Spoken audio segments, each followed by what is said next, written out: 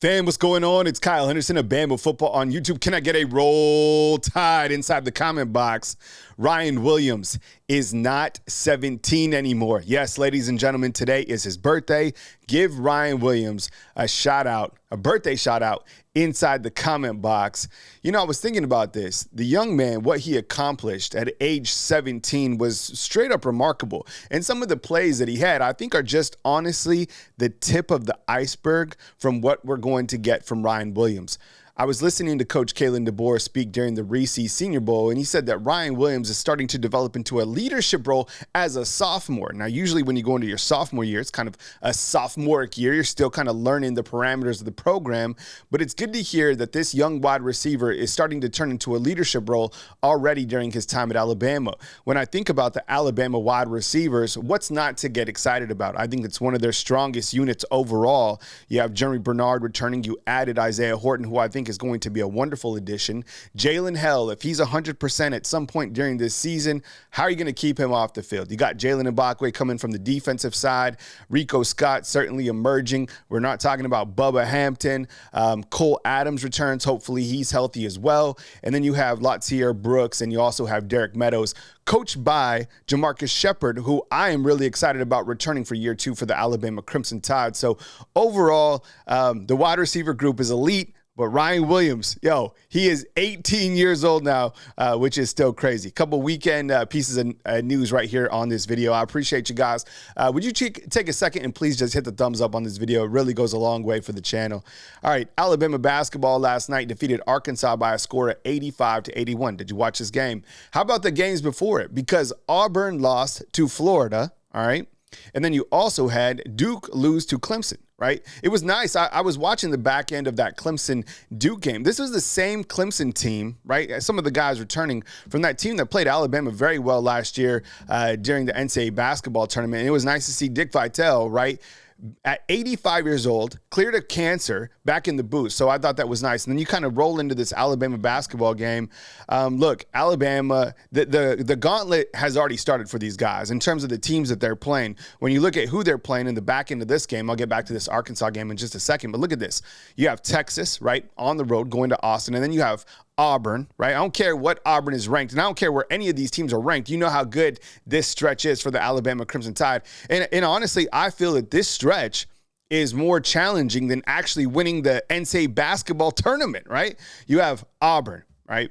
You have Missouri, Kentucky, Mississippi State, Tennessee, Florida, and Auburn on the back end on March 8th. Now, this game against Arkansas, you're led by Grant Nelson, right, who poured in 15. You had Youngblood. Honestly, the play of Youngblood is much better than I thought he was going to be. I think during this later part of the season, having him back will help Alabama go as far as they could go. I don't know if that's winning the whole thing, but Youngblood is going to be a part of that. And then also, Mo Diabate. I continue to talk about him as many times as I can. Poured in 14 points for the Alabama Crimson Tide. So getting ready for this incredible stretch. College game day back in Tuscaloosa for that big one between Alabama and Auburn. I would imagine that Alabama going into this next week is now ranked number 1, just considering Duke and Auburn did lose. It doesn't matter where you're ranked. It means absolutely nothing.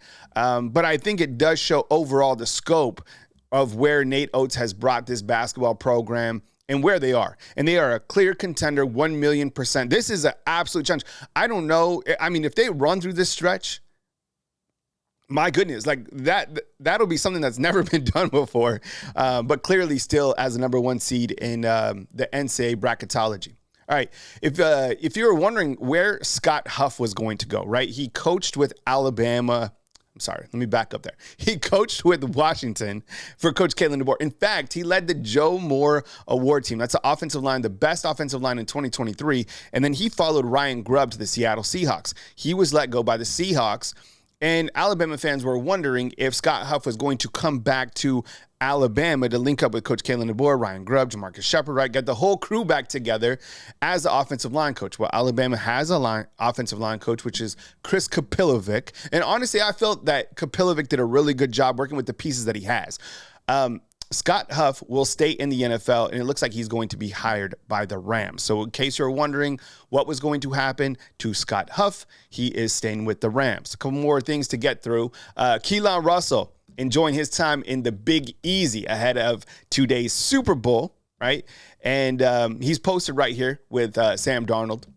And look, a lot of people have been asking, like, how tall is he? What type of quarterback is he going to be? And I think the more that we dive into it, we understand that Keelon Russell is a quarterback that is not comparable to the last, many quarterbacks that we have had with the Alabama Crimson Tide.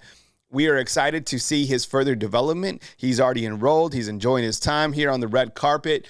I think once he gets here, you're quickly going to understand just how talented he is. I think in terms of like the overall footage, like, watching this guy at practice, we're probably the most excited to see him that we've ever seen a five-star prospect come in.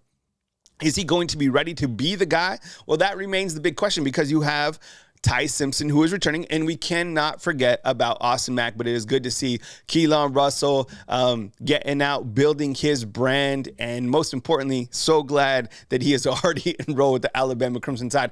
I would imagine that it's Ty Simpson, as I said many times on my show, that is leading the team in terms of like the ones during the springtime. But usually it's these guys who just get here who do big things during the spring game. By the way, Alabama's spring football game is April 12th. But following that spring game is the NCAA transfer portal window. I like to call it the free agency window after Alabama's spring game. So we'll see how that goes. A lot of news coming up your way in the months of March and April. This basketball team is going to make a run. Alabama football going to start spring practice, pro day, all that stuff.